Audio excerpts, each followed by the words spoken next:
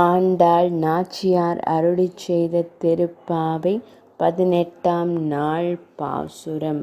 உந்து மதக்களிற்றன் ஊடாத தோள்வலியன் நந்தகோபாலன் மருமகளே நப்பின்னாய் கந்தம் கமழும் குழலி கடைதிறவாய் வந்தெங்கும் கோழி அழைத்தனகாண் மாதவி பந்தல்மேல் பல்கால் குயிலினங்கள் கூவினகாண் பந்தார் விரலி உன் மைத்துனன் பேர்பாட செந்தாமரை கையால் சீரார் வளையொலிப்ப வந்து திறவாய் மகிழ்ந்தேலோர் எம்பாவாய்.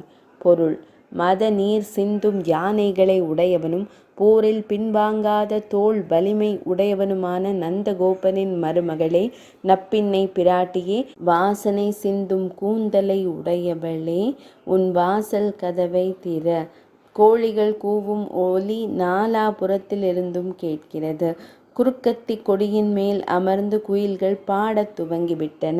பூப்பந்தை போன்ற மென்மையான விரல்களை கொண்டவளே, உன் கணவனின் புகழ்பாட நாங்கள் வந்துள்ளோம். அளவு மாறாத உன் அழகிய வளையல்கள் ஒலிக்க செந்தாமரை கையால் உன் வாசல் கதவை திறந்தால் எங்கள் உள்ளம் மகிழ்ச்சி அடையும்.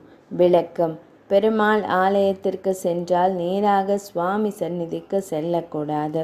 தாயாரை முதலில் வணங்க வேண்டும். நாராயணரிடம் ஒரு கோரிக்கை வைத்தால் அந்த மாயன் அவ்வளவு எளிதில் அதனை ஏற்க மாட்டார்.